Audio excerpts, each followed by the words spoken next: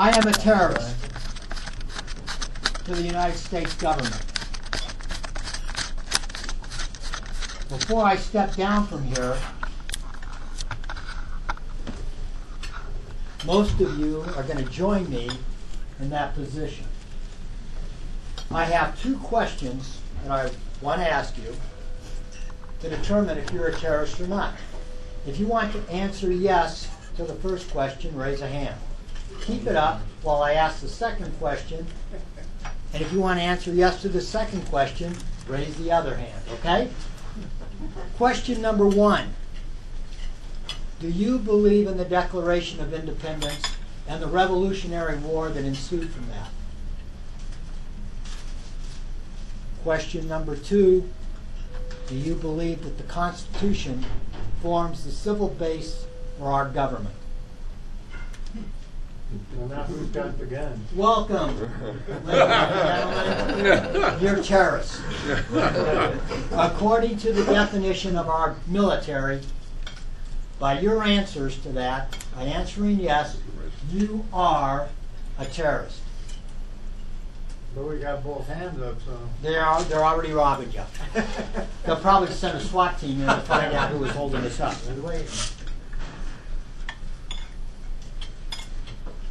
The training manual for the Department of Defense, and I know many of you here served in the military, now states that anyone or any group that seeks to persuade another segment of our society to their way of thinking or to their belief is a terrorist. And the example they used specifically on page 43 of the manual was the colonists who signed the Declaration of Independence, supported the Declaration of Independence in the Revolutionary War. That they are now considered terrorists by our current regime. I'm sorry, I'm in that category. A smattering of applause. Okay.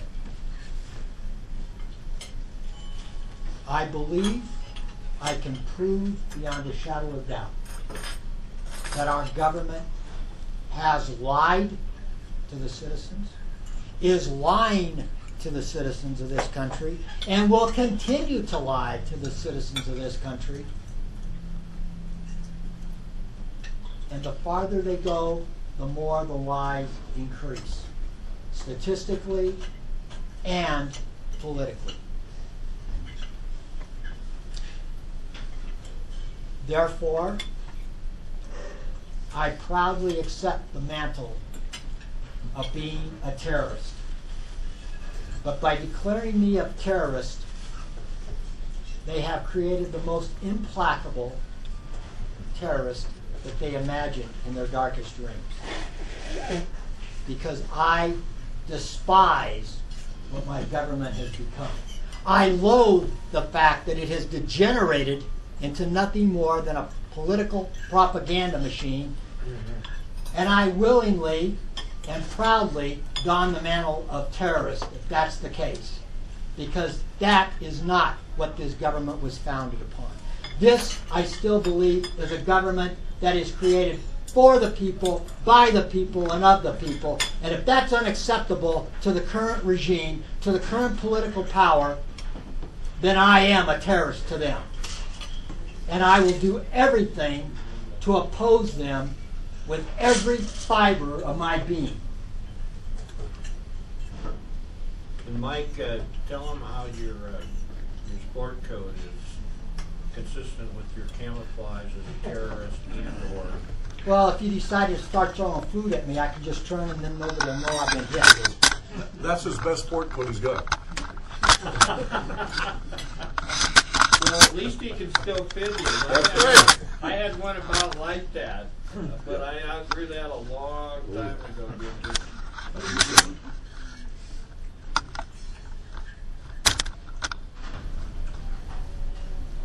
I am a terrorist to my government and the way it thinks. I am a terrorist to the government, more so than any member of Al Qaeda could ever be, because they intend on physical destruction. I intend on political change. By writing my rant twice a week, by coming and talking in public, I consistently oppose what the government is saying, what the government is doing, and try to inform others about the truth and sway them to agree with my position.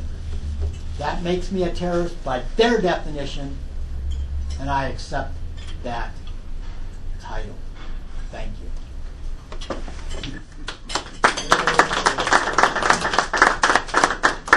So much for the disclaimer. Mel mentioned something. Everybody here has heard of Edward Snowden and some of the problems that he has caused. It's called truth.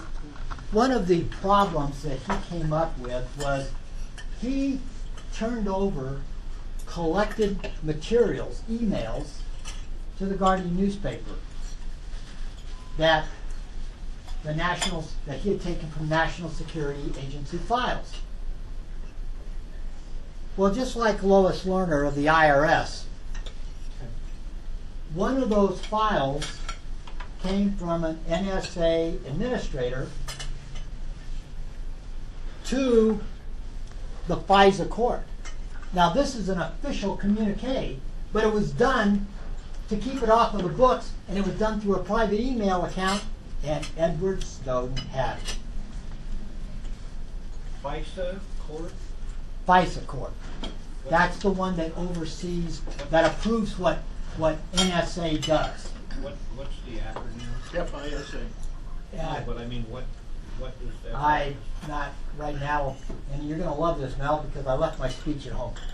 So I can't refer to it directly. Federal incompetence? Yeah, whatever. As an entity, maybe? But it's the special court. It's basically a court that is in, actually they meet, I think it's 9 stories underground.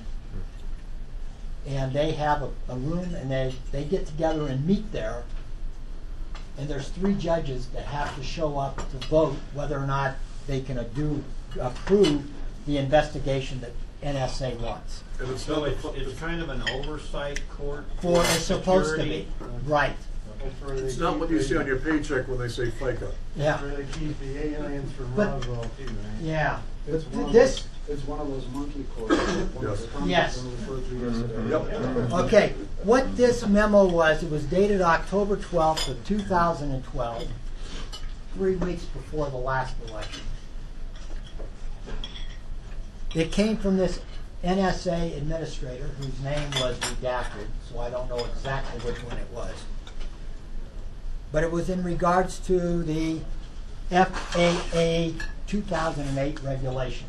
Now that authorized the NSA operations. The FAA 2008 regulation authorized NSA. It gave them funding to continue their operations. That was Congress's designation. In regards to this, they were talking about the problems they had encountered during fiscal year 2011. That is from October 1st, 2010 through September 30th, 2012. This was written October 12th of 2012. In it, NSA talked about needing funding or an authority above and beyond what had been authorized to the NSA in order to pay for the extensions because of congressional, they had to pass those continuing resolutions. They never really got down and set a budget. So NSA would, just like every other agency of the government, 4 times in the course of the year, they ran out of money and had to shut down for a day and then restart the program. What they were referring to was each one of these things, they had gone to Google, they had gone to Yahoo, they had gone to all of these tech companies, and were buying access to those emails, to the communications that each and every one of us use every single day. Cable, cell phones, cable TV, all that stuff, everything that you did there, what programs you accessed, all that stuff is there. And they had to do this. But in order to continue it, 4 times during the year, they ran out of money to buy these things, and they had to go back in to restart the program, regain access. They had to repay for it. It cost them, and this is a quote, it cost us millions of dollars to do that. Well, I got curious, because the last line in this communique was they were going to use it, spend this money out of special source operations.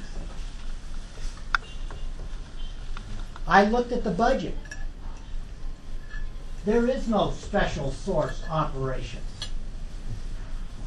in NSA. There's no special source operations listed anywhere. So, being the fool that I am, I dug into it, tried to find out their special source operation. What it is a massive slush fund for the government. All agencies within the executive branch contribute to it, have been contributing to it since 1963. This way they can make illegal or unwanted, unpopular payments for stuff off of the books. The way it's handled is it looks like it's for a meal, it looks like it's a legitimate expense, travel or something. They put this on the books, and the money goes to this special source operations. Then they turn around and pull it back. In the fiscal year that was available that this had referred to, October 1st of 2011 through June 30th of 2012, guess which agency of the executive branch had tapped into the fund the most? Huh? The president. No.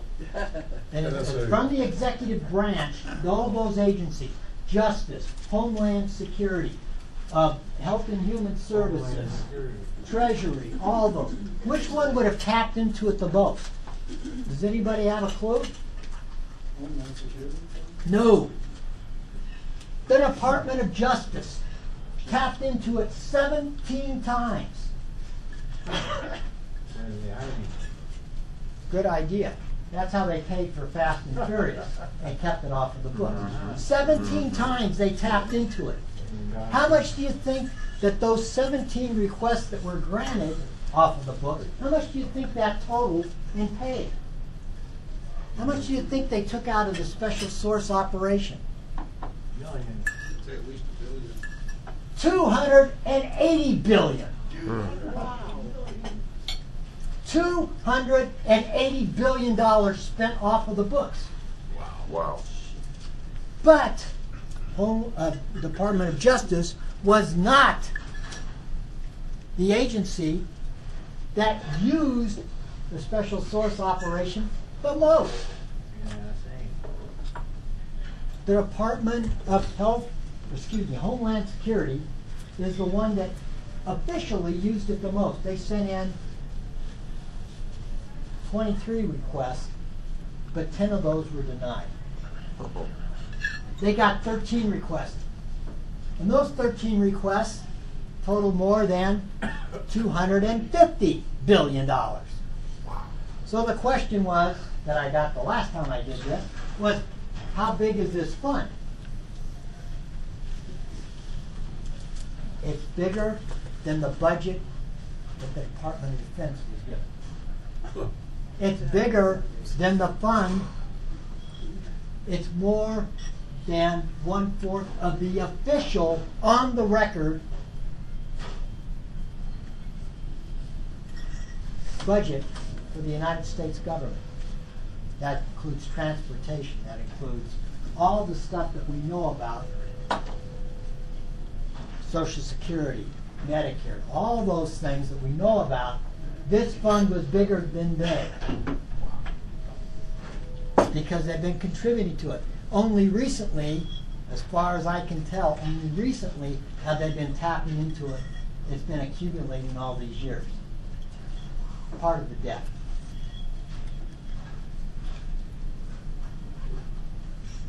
So Mike, is that why I'm hearing funny noises every time I'm on the telephone and try to log in the computer and it doesn't work? Don't know. I don't know. But my question, the Lucky question. that might have been your planet of origin, just calling it. Yeah. What was that? Morgue from work, yeah. One of the things that bothers me is when I looked at this, is these payments are all off of the books. Yeah. It's a covert payment. It's a black-on-black operation. It's an offshore fund. You know, gee, they want to penalize the oil companies for having offshore funding, Yeah. but they're using it. Well, standard. That's it. What I do is I say. Yes.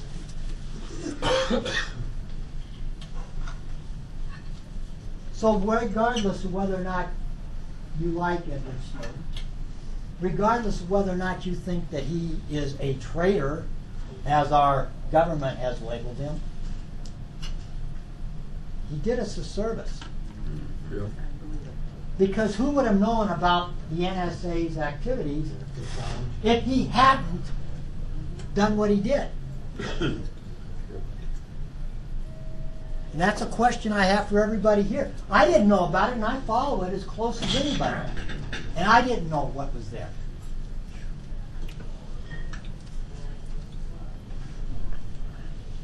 Recently, President Obama, there's a penalty for me. The administration named Cass Sunstein to head the oversight committee of the FISA court, Oh, brother. which regulates what the NSA can do. Trouble. At his confirmation hearing in 2008, when he was being appointed, considered for the position that he held in the Obama administration prior, Cass Sunstein was asked by Congress about things that he had printed while at Harvard University in 2003. Now, that was 5 years before. His response was, I can't be held responsible for what that young man wrote. At the time he made that statement, he was 56. When he was writing this stuff, he was between 48 and 51. He called himself, I can't be held responsible for what that young man wrote, because as an academic, we have different standards than those that have to be applied when we become a member of the government. Kind of gives schizophrenia a bad name. He does. But here's the point.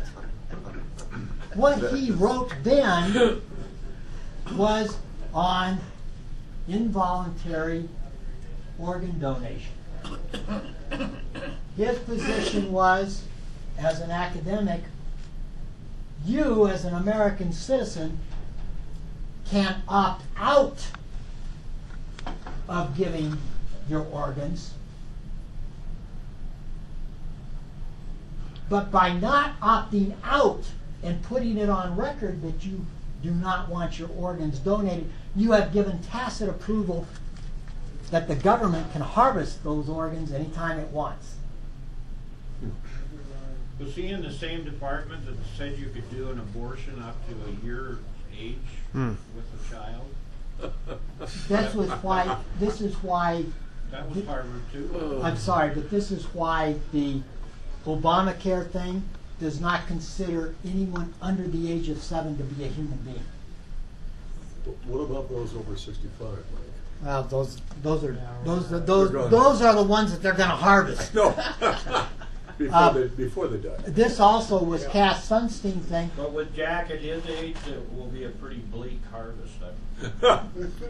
The problem that he had is then he was also running from his statement as an academic, saying that anyone that was over the age of 55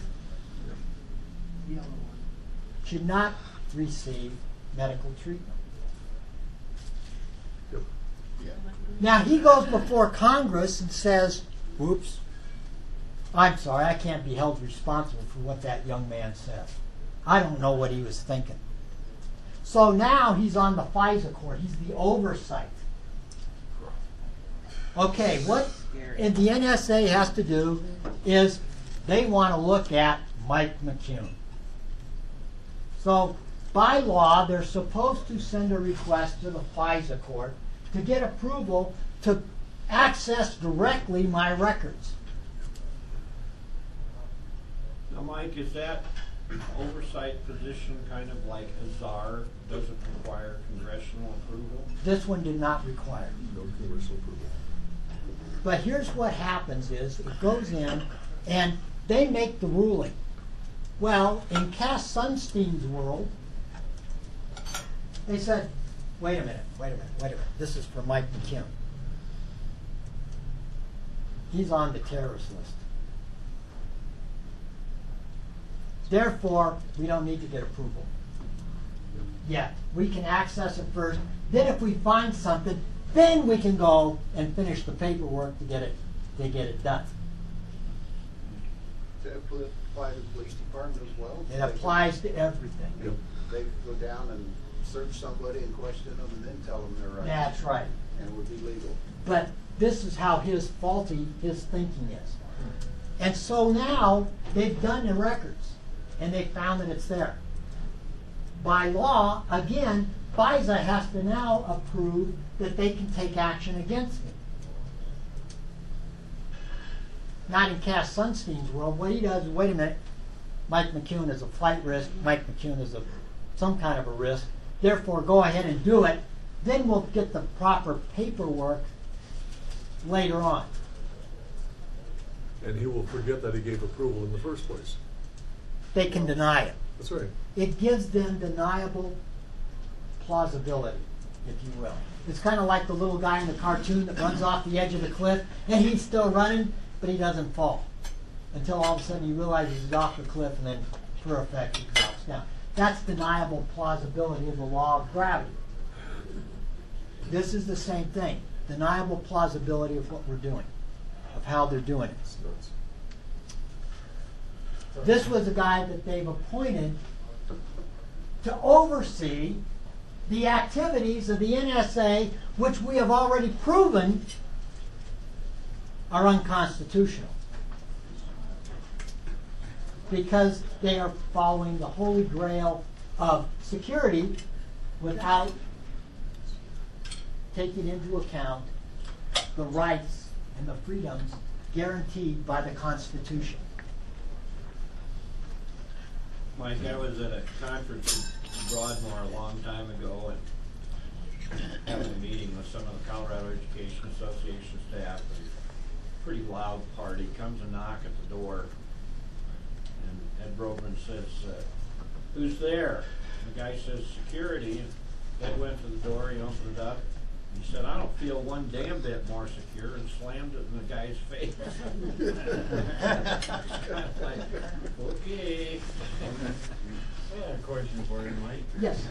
Okay, so in the James Holmes case, they're gonna throw out all that, information because they didn't have a search warrant when he already gave, he already told them, he told them that the place was bombed, was red, all So, I mean, you're saying that, this is kind of the same thing. Well, I can go ahead and rig my house up with bombs and triggers and Oh, no. You can't do anything because you're a citizen. that's right. NSA can do anything they want and then justify it But it later. doesn't apply to regular citizens. That's right. They're above the law. Or the resident, I call them the resident, not the president. Yes. The NSA, That's good one. the NSA has testified before Congress that they did not have access to your private records. They except in matted for.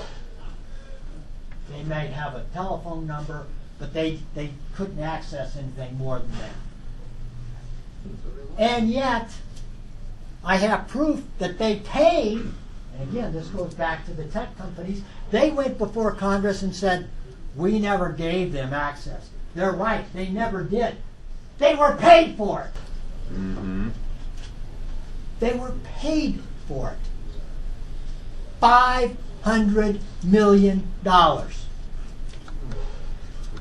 They were paid.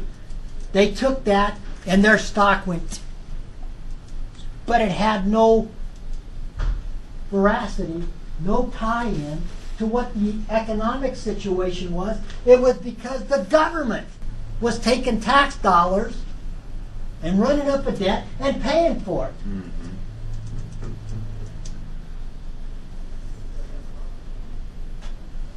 We got cheated on both ends.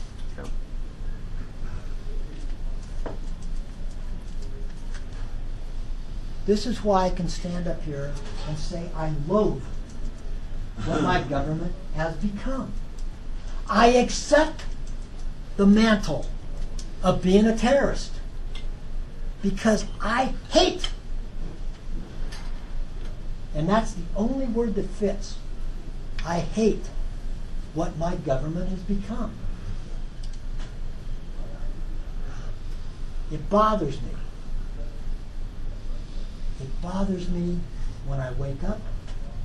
It bothers me every waking moment. And it bothers my dreams. Got a couple of more points before I get to the question and answer period.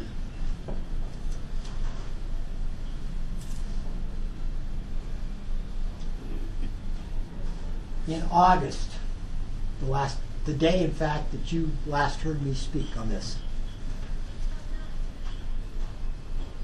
One Chase Plaza in New York City was sold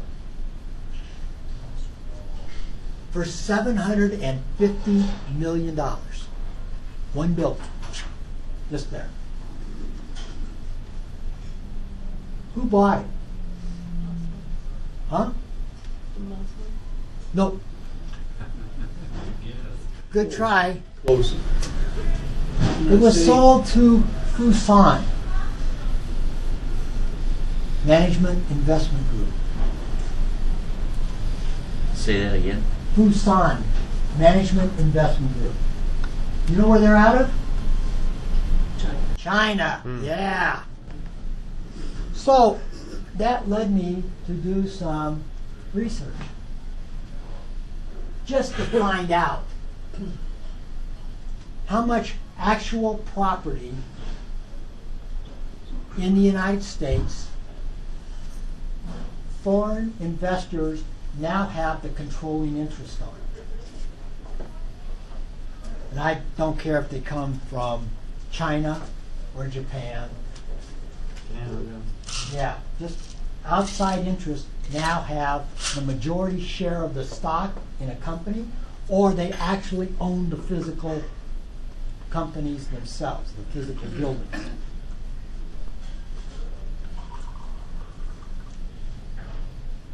One of the companies that got a bailout was General Motors. Who has the controlling interest in General Motors? China. Thank you. Why did we give them a bailout? Why did our taxpayer dollars support a foreign country? So they'll keep buying our debt. How about American Electrical System, the largest electrical producer in the United States? They are owned by which foreign country? Unfortunately, this one is not China. Saudi Arabia? No, Japan. you're getting close. Russia? No, it's Indonesia. Hmm. Indonesia. And how did Indonesia acquire it? Because our military is using Indonesia's satellites. And we're paying them rent to use those satellites. And they use that income to turn around and buy our electrical system. If they take that off of the grid, the whole thing collapses. Yep. They could do that. Going to the financial sector. Everybody's heard of BlackRock, but how about Blackstone? They're a financial management group. They are foreign owned. You're going to love this one. They're out of Thailand.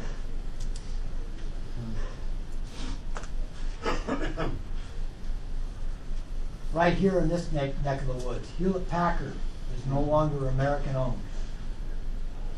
It's owned by China. This is the one that was a stunner because they have a seat on the Federal Reserve. Morgan Stanley is now owned by foreign interests. How did they acquire these? Because of the interest we're paying on our debt. Not the debt that they bought, but the interest alone on to service that debt, to keep it active. They're turning around and they're using that to buy American property. Now, here's the kicker. How much property do you think foreign interests now own? How large of a chunk of America do they currently own outright? 40%. Not just have the majority share, but they own it outright. 40%? No, dollar value. Oh. Dollar value. Because again, they have like Goldman Sachs, it's split everywhere. Nobody really has a big share. But how many companies are totally, still listed as American companies, are still totally owned by foreign investors, and the value that those have? Try $25 trillion. What's our GDP, our annual GDP for this last fiscal year that just ended September 30th? 17? No, that's the That's debt. the debt. Okay, debt. What's the GDP? What's the gross domestic product for the last 12 months that ended October 1st? Way under that. 15.5. 15.5. Now, I said earlier when I was standing on the chair that I can prove our government is lying. The General Accounting Office and the Congressional Budget Office just recently changed the way that they figure GDP. But using the old method, the one where you put debt, the debt total on top, and you divide it by your gross domestic product for the fiscal year. 17 divided by 15.5 gives you 110%. Our wonderful Congressional Budget Office and our General Accounting Office did that math and they came up with 73%. Now, the question is, how did they accomplish that little trick? Public school education. The knowledge factor. There you go. That's what they use. You can't see it. You can't feel it. You can't weigh it. You can't measure it in any way, shape, or form. But they assign 50% of what our GDP was and added to that saying it was the knowledge factor. They took our GDP from 15.5 to $23 trillion. Why did they do this? Because they're liars. No. Because they have a political agenda to make the current administration look good. And what the statement was that the General Accounting Office put out is they said, oh, currently our debt to GDP ratio is 73%. At the end of 2016, which is when we have a new election, that'll be his term will end, but that's his last year in office. It's going to drop to 68%. Doesn't mean the debt's going down, but that's what they wanted you to think. Yep. It doesn't mean anything has changed, except they put in a knowledge factor that doesn't exist. It's never been measured before. Just like the Yeah. Thank you. So when you sit there and look at these things, when you sit there and try to figure out what they're doing, if this is what they become, if this is what they are, if this is what I run into every time I open up an article about the government, for the government, or on the government, then I stand here today and I am proud to say that I'm a terrorist to this government, to this form of government. Figures don't lie, but liars do. Now wait a minute.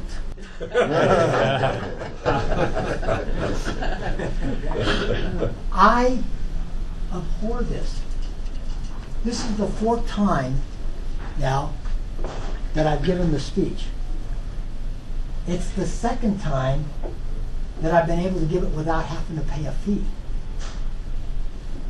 Freedom of speech does not exist in this country. That's right. I went to the University of Wyoming, #1 stock.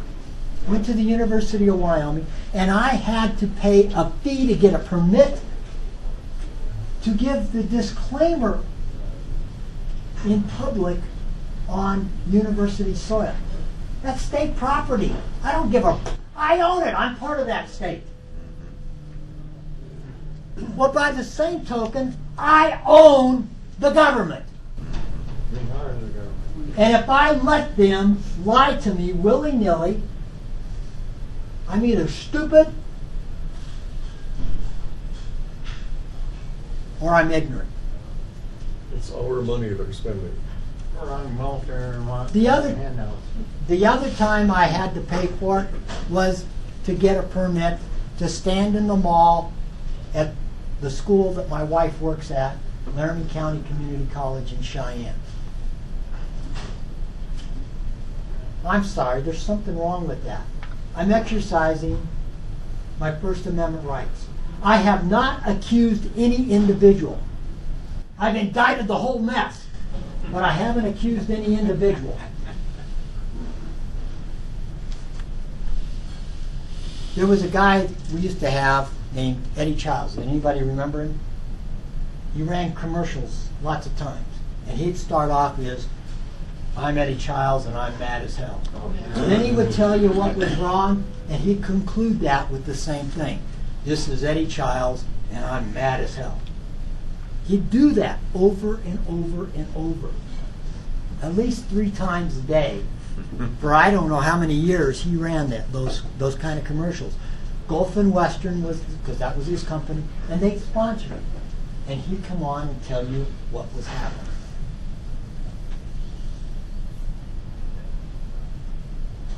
I write the rant. I come to places like this and talk.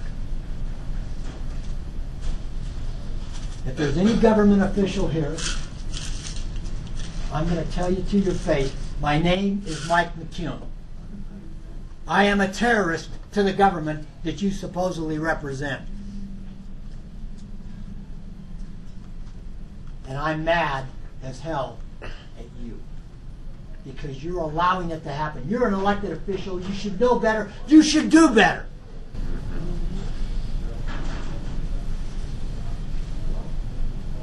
sad part is, guys, we're cheating our kids. My kids, my grandkids are going to be paying for this.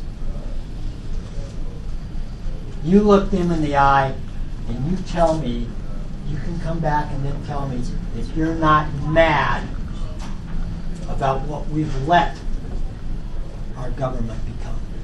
Because the guilty parties is everybody that's in this room with me. We're guilty because we've allowed it. It doesn't matter that you vote. I'm sorry. There's more to being a citizen than casting a ballot. And I want you guys to remember that if you're running for an office, if you're supporting somebody that's running for an office, make sure that they're mad about it too and are willing to fight for the change. If they're not, if they're going to go along with the status quo, then you're getting more of the same. You're not doing what you're supposed to be doing. Okay, I'll get off my soapbox and ask you guys. Mike, while you're moving up here so that you're not having your back to some of the questioners potentially, I will do that. a comment, and then I am going to take the first question. In addition to all the other things that are flawed and wrong about 66, you mentioned, Mike, that we're stealing from our kids and our grandkids on all of this stuff. One of my biggest objections to this 66 is full-day kindergarten and preschool to 3- and 4-year-olds. We are stealing our young people's childhoods through that, as well as all the internet, cable TV, everything else, the opiate of the masses, etc.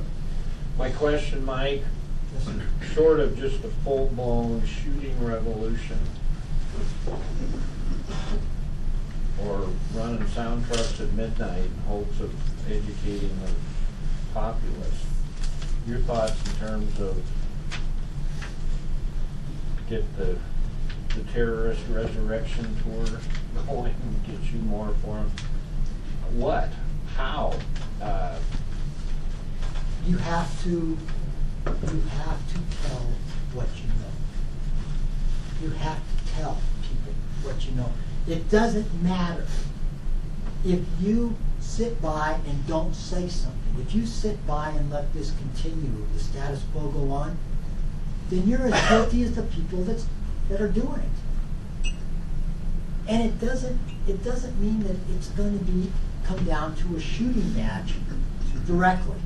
Sooner or later, I think we're going to have to do it.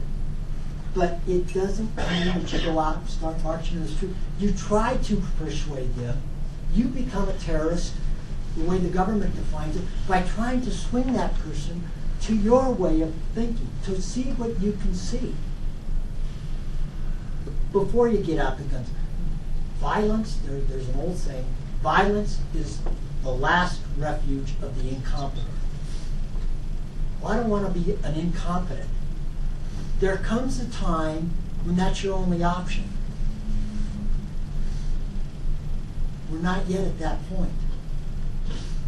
But we have to start making the change now, or it's going to be too late. Yes, Steve? Mike, you've mentioned these funds and so forth, which are totally off the books. You've spoken, and I've heard you different times speak on how much the real financial system, how deeply we are in trouble and how many trillions of dollars we're in debt. This money, I assume, is on the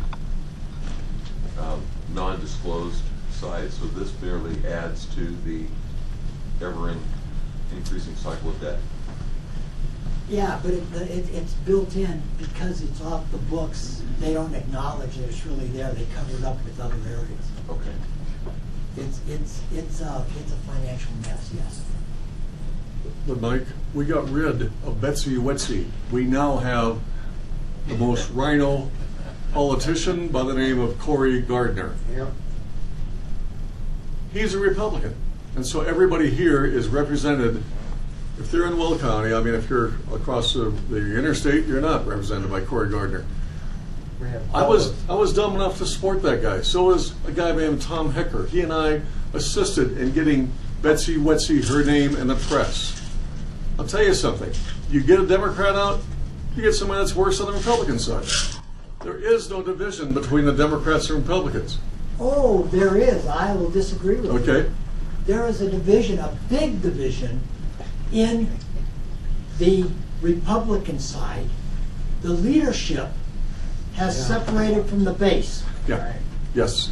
because they consider the base radical And stupid. And stupid. and stupid. I agree with you. Also, the base does not have the financial backing that those people that Yep. are on the inside are getting. Mm-hmm. Because the financial institutions, at one point, again, I have to go back into history, but at one point, when we were tied to a gold standard, $35 equaled an ounce.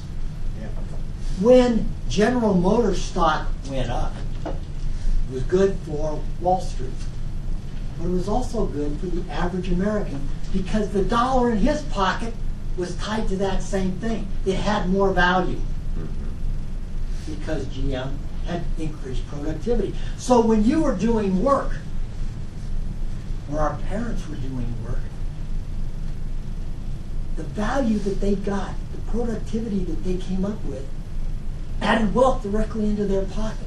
But it also helped everybody else, rich and poor, or middle class. It helped them as well.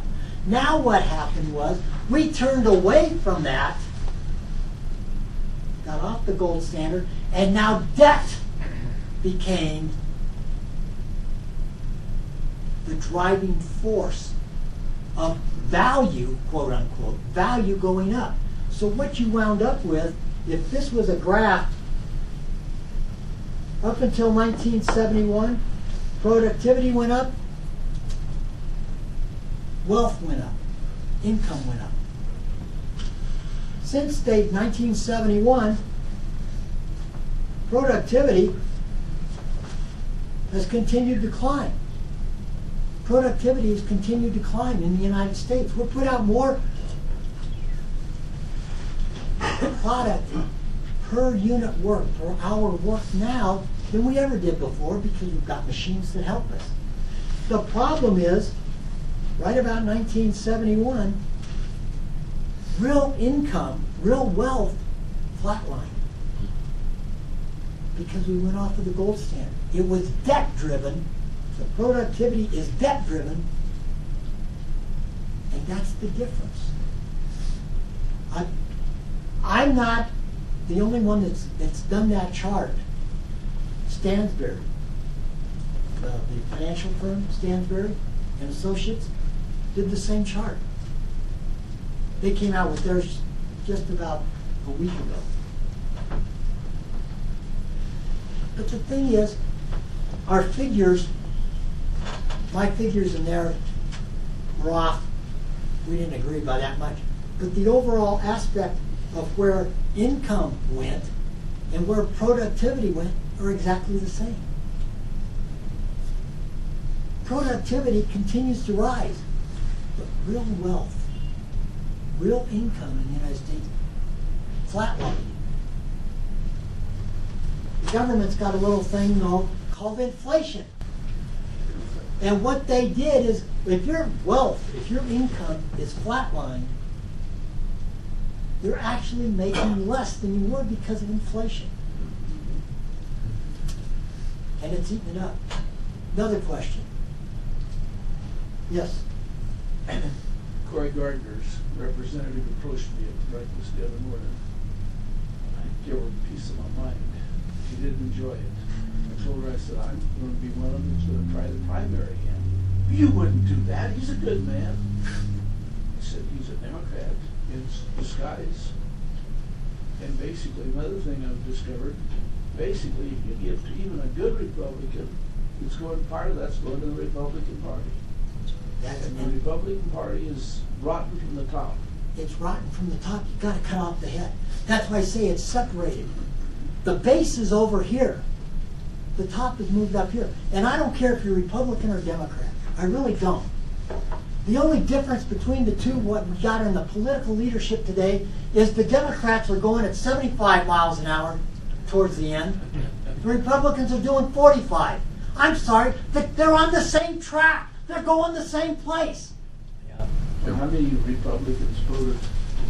Only one in Colorado, wasn't it? That voted against a lot of the stuff. Lamborn. Lamborn. Did you hear anybody listen to the stuff yesterday on the Obamacare hearings? Anybody hear Congressman Dingell from Michigan? Dingle Prince. Stepped up and he said right off of the bat, his opening remark was,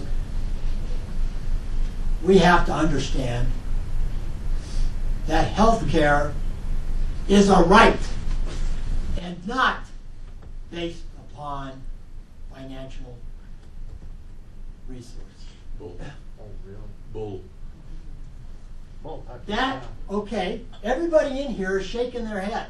He said it, and he meant it. You ought to be kicked out. And the problem is, that is a direct violation of the Constitution, because nowhere in there does it say anything about health care. It says life, liberty, and the pursuit of happiness. Now, hold on, what about the penumbra?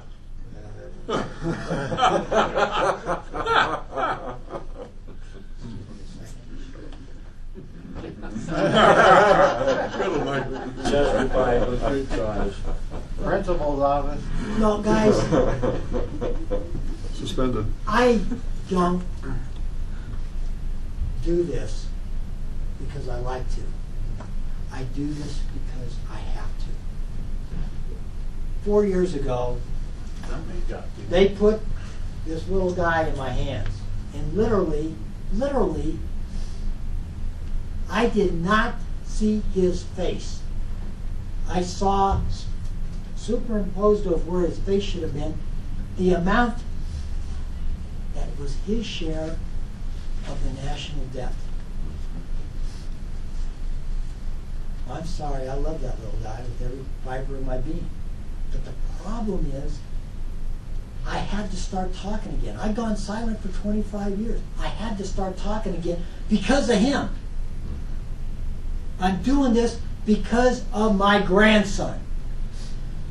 And I want to make sure that this is the best country that it can be.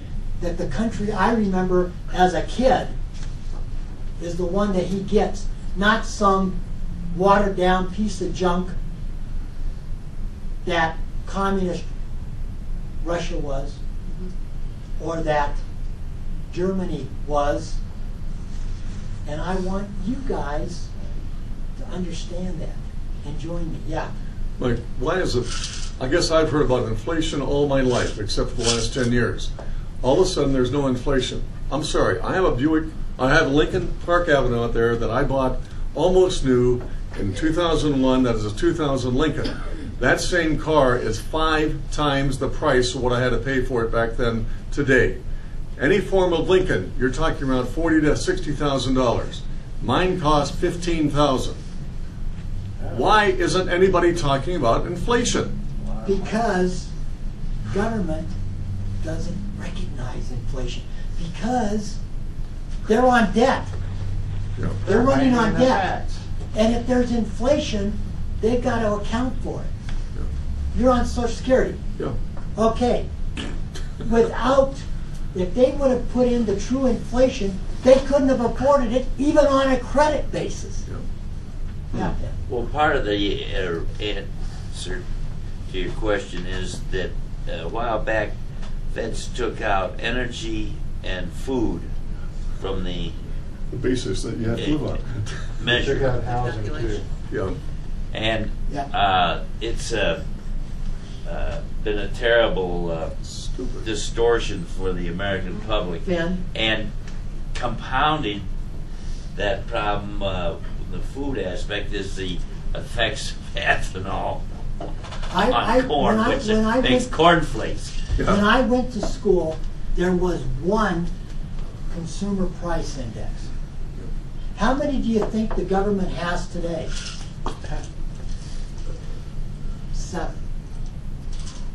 They have 7 different charts, and they pick the one that's most advantageous for them. What I particularly like, though, is from one period to the next, and I'll use the transportation sector as a prime example.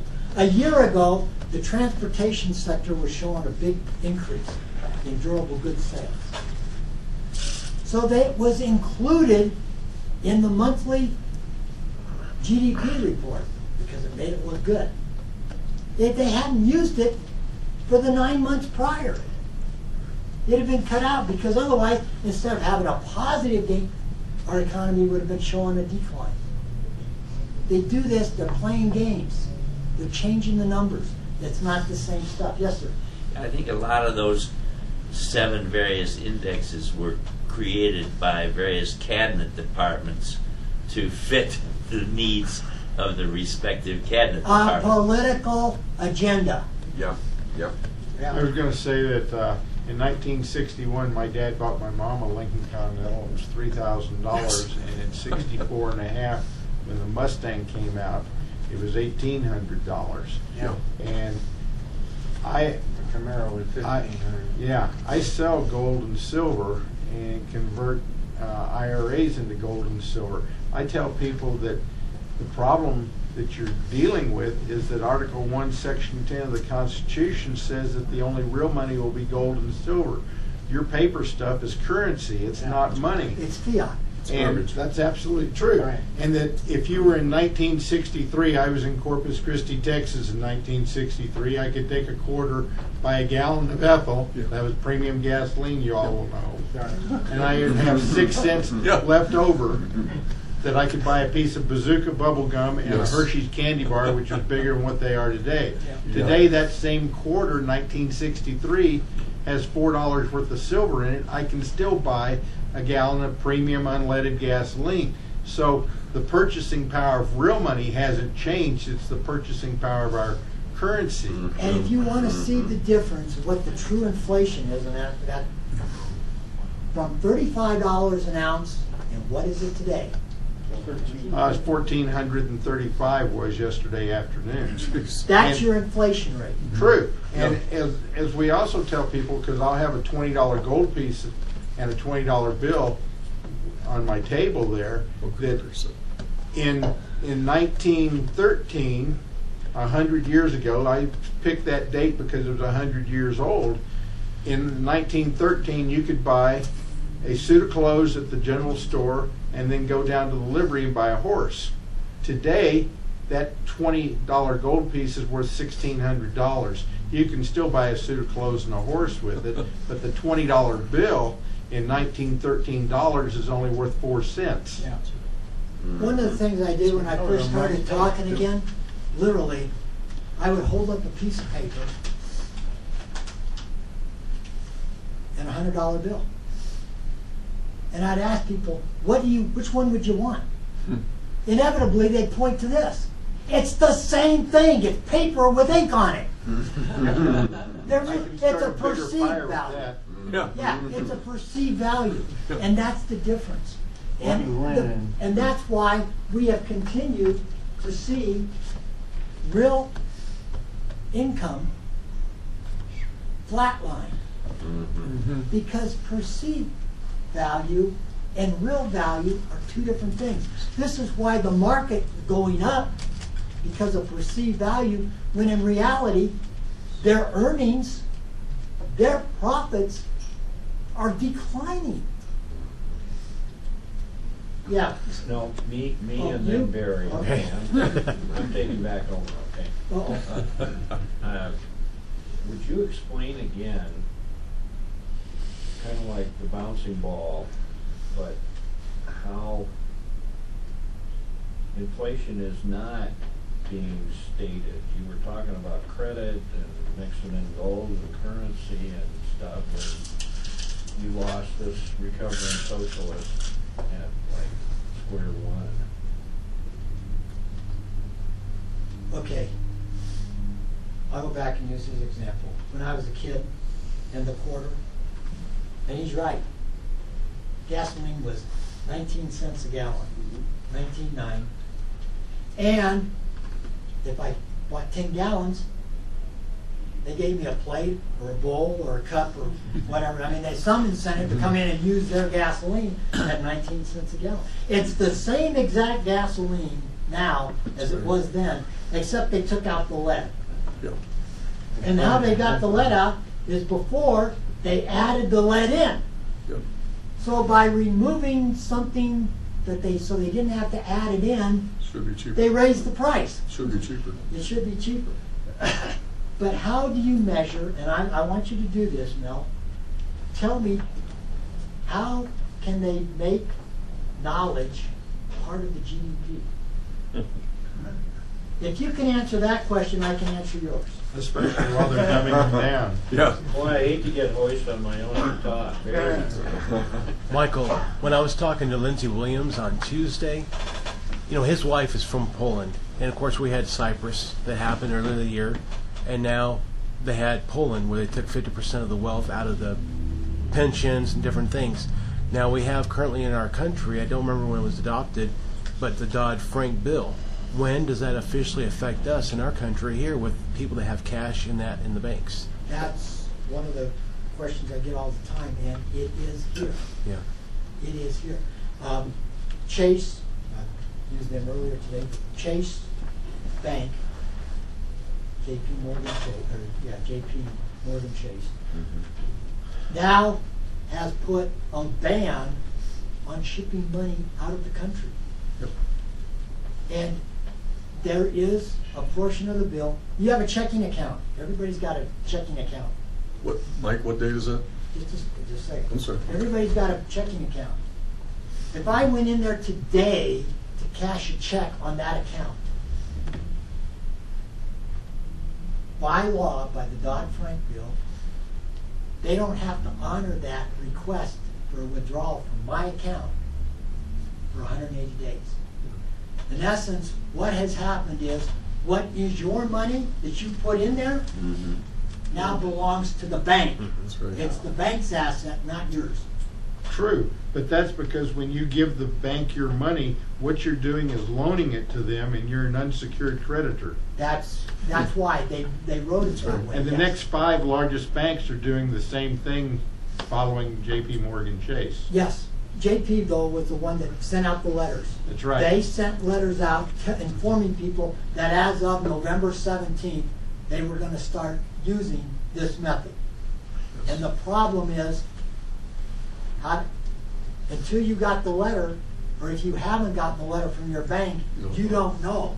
But you're exactly right. That's where they're going. Yes, sir. I know that as of November the 1st, there's a sunset clause on welfare recipients that's going to deduct $65 a month from their benefits. Most of the people don't know this, and it's going to hit several million people in the United States. All of a sudden they're going to get whacked. Any thoughts on what that's going to do in the economic side? Again, they are saying, and I'm saying they is the government, they are saying that they can't afford any more hits to the economy. This is why Yellen was appointed as the head of the Fed, because she will continue to print money.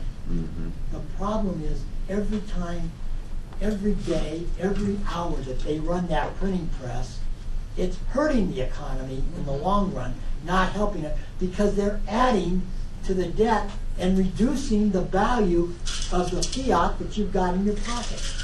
Look, Mike, in the grain industry, they've been doing what Chase is talking about for the last 25 years. Most people, unless you're a farmer or unless you're in the grain market, you don't know that that company that you take your grain to have it stored, corn, they can keep that corn and you can't get it back in the state of Iowa, the state of Nebraska, Missouri, Minnesota, South Dakota, North Dakota, Wyoming, and also Colorado. When put that in their bins, it's theirs. You cannot get the grain, you can't get the money out of it until they decide to give you the money. Well, we've got a better And you one can't than that. force it. I mentioned earlier that my wife works at the college up there. They were told on their October paycheck that's coming up next week that they can expect anywhere from a $10 to $25 deduction for the direct deposit capability. Yep. Because the banks are now going to charge, since it's not coming from within that, unless they happen to have the same bank as the college, that direct deposit, that wire transfer that they make, is going to cost them as individuals, depending on their bank fees. Yes, sir. So among all of this doom and gloom, if you were in control, what would you do to get out of this mess? There's no way out without pain. Well, what's the pain? What would you do? What I would do is I would close the government completely. Yeah. I would bring our soul, except for the military, which is the only thing they can legally tax us for anyway. I would bring every man, every woman, every ship, every plane, every tank that we have scattered around the world, I'd bring it home and protect our borders first. And then for the rest of it, goodbye Health and Human Services, goodbye Obamacare, goodbye every one of those departments, And the Fed. transportation, whatever. Close it all. When the roads start falling apart, the states are the ones that are going to have to come to you and ask for it. But it will be painful, because the people that are on Social Security, the people that are on Medicare, or getting housing assistance, or getting food stamps, or whatever it happens to be, those benefits stop now, because we don't have the money to pay for it. It's that simple. Past Congresses, past people spent that money. It's not there. Cut it off. And I'm sorry, you're retired. I have no other choice. You're going to have to go back and do the same thing. And here's a guy that you're looking at that are retired from the government. You're going to have to go back, Mike Macune, and you're going to have to ask your kids for the support. You're going to have to turn to your family once again like we used to. And it's going to be tough, because instead of having a house with 2 people in it, I'm now going to have a house with 7 people in it. It's going to be painful. I'm not going to have the money to pay for a trip. In the city of Cheyenne, 1967, I was on a group that did a study for Tino Roncalio, who was our U.S. House representative at the time. I did the study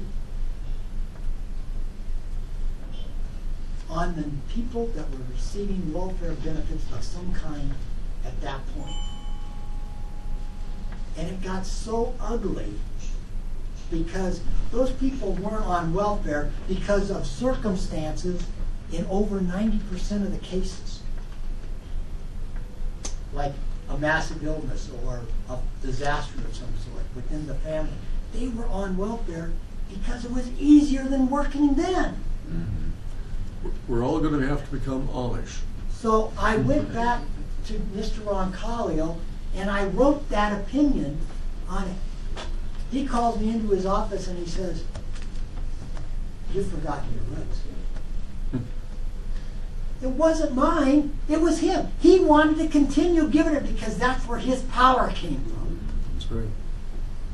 That was in '67. It wasn't until 5 years later that Nixon really kicked the ball down the gutter by taking us off of the gold standard. Yeah. Officially and forever, apparently. But we would have to go back to the gold standard. The answer, you have to close it down. The only way we can reopen is back on the gold standard. And if they decide to make it $3,000 per ounce, or $4,000 an ounce, or $5,000 an ounce, that's what they're going to have to do. For 50,000 or over $1 million. Well, because again, yes, because based on the amount of physical gold that they have compared to the debt that they have. But China's bought 7,100 tons of gold this year. They're the largest purchaser in the world. They bought 3.5 years worth of gold this year. They're going to back their currency with gold and put ours out. Yeah. But Mike, That's all why our we gold won't is in get Fort it. Knox, isn't it? What? All our gold is in Fort Knox, isn't it? Yeah, well, they got a building, but there's nothing in Why it. does it I'm take sorry. 7.5 years to give the Germans back their gold? That's, Yeah. and that's, again, the Germans were the first That's right. ones to publicly state that we're broke, and they know we're broke. They know we don't have it, so they gave us 7 years to accumulate. I don't know how we're gonna accumulate it when we have no money anyway. Those Germans are Okay, really bad, Michael, aren't they? wipe that smug look up. Did you hear Mark We Faber saw it talk this week? Excuse me, what's that? Did you hear Mark Faber talk this week about what QE 3 or 4 is going to be like? Whereas he was talking about inflation and the hyperinflation that's coming, and that, and I'll throw in a little analogy here of inflation, in that for all these people drinking coffee here because you get the caffeine buzz off of it, if someone comes along and pours hot water into the coffee maker, into the reservoir of the coffee maker, and dilutes all the coffee that's already there, then you've got to drink a whole lot more coffee to get the same caffeine buzz. That's what inflation is. So they're printing $140 billion each month in money or in currency, and not backing it up, so they're diluting the value. Faber's saying that they're going to have to go to $1 trillion a month. Mm-hmm. If we had to pay, if our government wasn't monetizing our own debt, and we had to put it out on the public market to get somebody to buy it, the interest rate wouldn't be at 2% for a 10-year bond. It would be closer to 25% on a 10-year bond, because the risk factor is that great.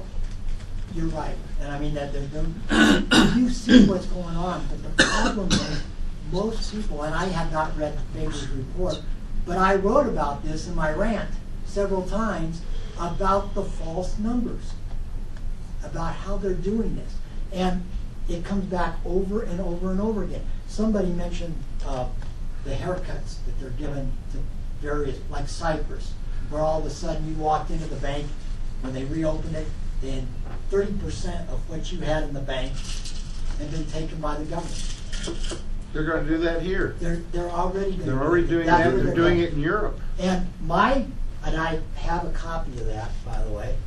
I can send it to anybody that wants it.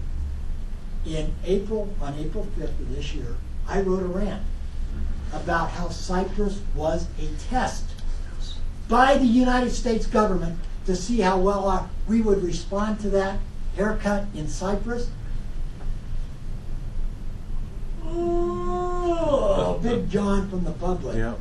And I'm going, boy, they're coming here. Yep. Well, and 2 weeks ago, let's see, the IMF told the European nations that they were going to have to take a 10% tax on all the savings accounts because they weren't adequate enough for funding the currencies or the economies. That was on Friday. The following Sunday, the IMF told the same thing to the United States. Now our Congress is considering a tax on all bank accounts. One of the problems, and somebody brought it up earlier about the economy, this is why if you took just 2% of $65 from every American this month, $65 period across the board, per capita, a head tax, it does nothing to the government's debt status, but it does everything to mess up the economy. One of the things I wrote just before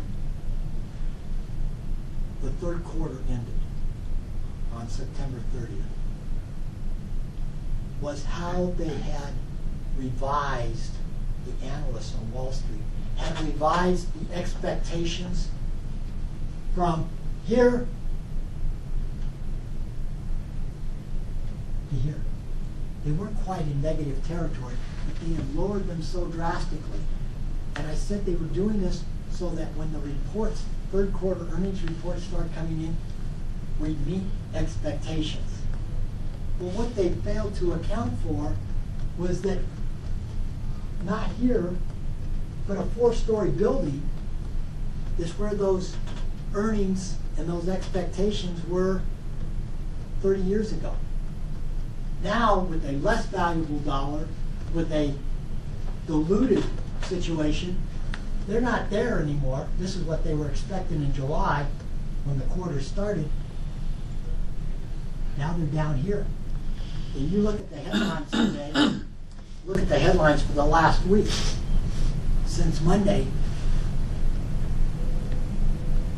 142 reporting companies on the S&P 500 met expectations so far.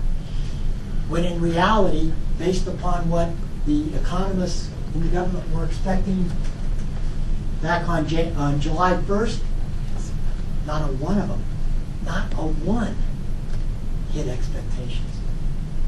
Yeah, but I was thinking about what you're saying, what we're saying here this morning, and so I would ask you the question about it is that this is happening to all the other nations around the world. China's in terrible problems right now with their debt also.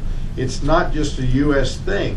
And so wouldn't it be necessary if all this is planned, not that we're not going to come out of it, the plan is that we're going to destroy the economy of the United States so that the rest of the nations come down so we can have the one world government and the one world economy. It's called the United Nations. It would be the most. World Bank, these things that they have set up. Do you know why your price of food has gone up so much that you're having to pay for? You brought that up. Is because the United Nations, supported by the United States government, started their hunger program. They are buying up everything that's extra on the market. They're getting into it. It doesn't matter if it's produced in Argentina or the United States. It doesn't matter if it's produced on the Antarctic. Mike, this is World War III without any deaths. Without death. And the reason they can't afford deaths is because they're all interrelated now. Right. That's why so much of our country is owned by foreigners. Yes? Going back to your excuse me, your suggestion that we become more isolationist, pull the military back, guard our borders. Not isolationist, sir. Well, if we're going to provide a service for somebody, make them pay for it. what I'm getting Like the to is, Marshall Plan, right? Yeah. isn't the United States still asset rich in that the government owns 50% of the land and we sit on about $150 trillion in natural resources? They're not. This is where our problem comes in. Because of EPA. Well, right, I'm saying. But again, unless you can change that, unless you can change EPA, get rid of it, put it back to where it was originally at. Right. But all that stuff, you're right, it's leased. This was Ken Salazar's complaint 3 years ago. We put out all these leases, but they're not drilling. The reason was they weren't drilling. They couldn't get the permit. It's just like when I was That's doing- my point, though. We have the resources, we have the land. If somebody like a Reagan could come in and articulate, this is the solution, and we need to go forward and get rid of these agencies, get rid of the EPA, open up America's potential again, couldn't we get out of it? But he's not going to get elected because he would have to stop the promises to everybody. And what He do would they, have to take money out of your pocket. He would have to take money out of everybody here. He would have to say, "Okay, you're on retirement. Bye bye," because we can't pay for but it. fracking is a dirty word in this state now. But again, like I said, mentally, you're right. If we had that, but you tell me how we're going to get that individual elected when so many people don't want to see what little they got. Wait a minute. If I lose my housing, I'm going to have to go to work. What? But that would create so many jobs and spur on the economy in every sector. Why would it hurt anybody? It wouldn't because there wouldn't be industry jobs like we had before. They'll all be service jobs. Service jobs is like a waitress. They don't produce anything. No, they just provide service. Drilling and wood, there's no and other coal thing wood, and trucking, and everything that goes along with it. Hang on 5 seconds. Barry, Yes. we're way down here this morning. We were talking about your company up there. Yes. What did they just do? They just acquired I work for a company called Airgas. They acquired a new building, $14 million. They're building it right now. It's over there by Sierra Trading Post up there. And my boss was over there, and I said to him when he came back, I said, "So is the company worried about the current financial problem?" He said, "There's no problem with our finances." I'm like, "You guys are putting this money out, and our country's going down the toilet in a hurry." And I mean, I don't understand it. I mean, they're spending this money like crazy. They have no clue what's going on with the company or the economy. And then they told you how many people are going to be laid off. They're talking about laying people off now. This is the heart of the matter. Is there is going to be a period of time in the future when they're going to have to hire people back. But right now, because we've gone from a 4-story building down to here as acceptable rates of return, we no longer have the money. It's going overseas to pay the debt that we have over there. It's going to pay the service on the debt that we've already accumulated. Mike, And that's where it puts this. They can't do anything. They have so much of this stuff right now by congressional budget as the standard mandatory expenditure program. There's nothing left to do anything. Mike, We're messed where's up. most of the coal in this country going to? To what country? China? Yeah, China directly. we don't even own it.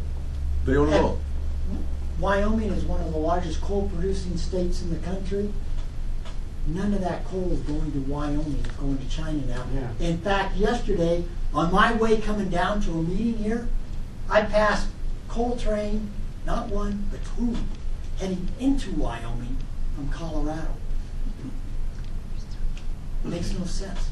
Yeah, thank you very much, Mike. We're going to formally adjourn. However, if you can stay, and Mike can stay, we'll continue. First question, though, before to final official adjournment. How many of you are on Mike's rant list? Okay, if you're not and you'd like to get on, you have to.